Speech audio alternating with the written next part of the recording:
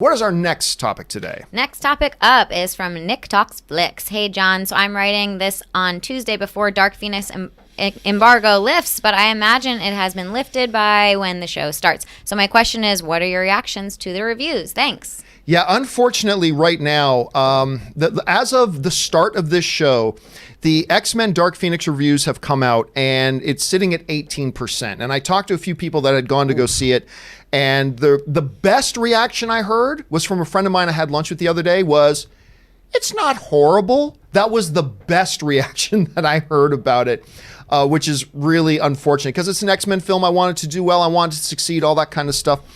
Rob, we have been suspecting that the film was not going to be great. We're now seeing the first round of reviews coming out. They're certainly well below where they wanted them to be right now. How surprised are you to see the numbers coming in this low? And more than that, do you think people are going to give the movie a shot regardless? I'm really disappointed. I mean, I as I've told you, the X-Men, what I think Star Trek is to television for me, the X-Men are for comics for me. And I love the X-Men so much. And I have a connection. I produced the special features for X-Men and X2 for DVD and Blu-ray, and I have a real connection to this franchise. I love this cast. I loved X-Men First Class. I love the cast. I loved all the actors that they've introduced. I love the actors they introduced in Apocalypse. And to see, once again, Simon Kinberg, the same writer who botched the Dark Phoenix story in X-Men The Last Stand or X-Men 3, revisited this story and you have all these comic book movies, the MCU that has come out in the interim, all these examples of how to do comic book movies properly. And even in your own franchise, you have Days of Future Past, you have X2, you have Logan.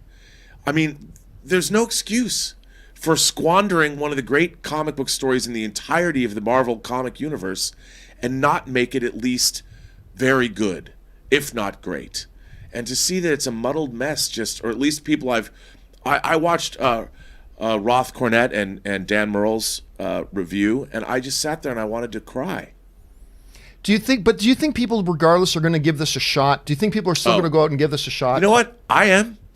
I'm going to go see it for that reason. You know, even like I talk about my beloved Bond franchise. When I saw Spectre, I wanted to like punch somebody out when it was over. I'm like, what?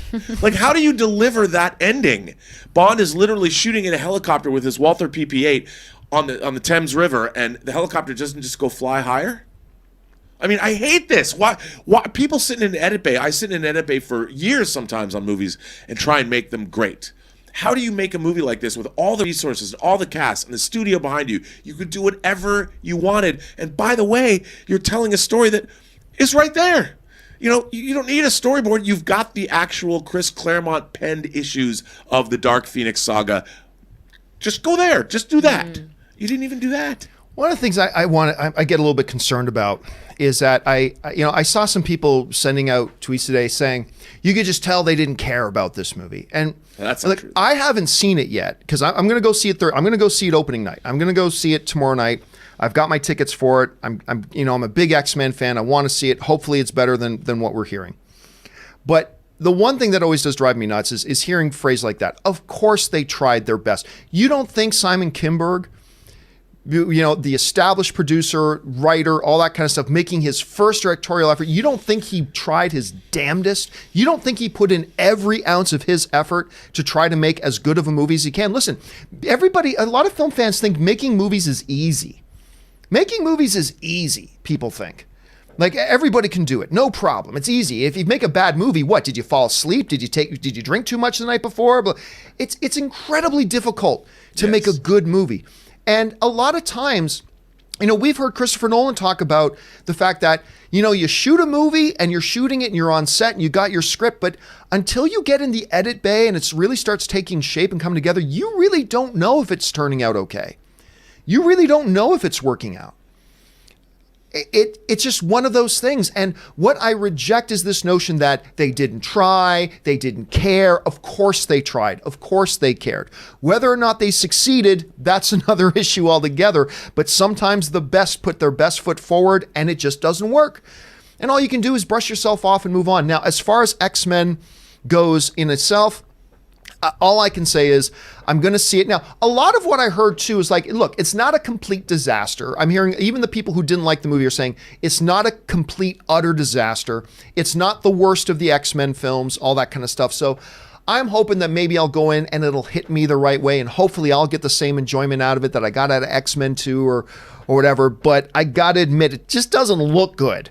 It doesn't look good. But like we were saying before, Rob, we go to the theater, we check our expectations at the door, and we just experience the movie and judge it on its own merits. And hopefully it works. Hopefully it works. But we haven't had a lot of things to be hopeful about regarding this thing. So I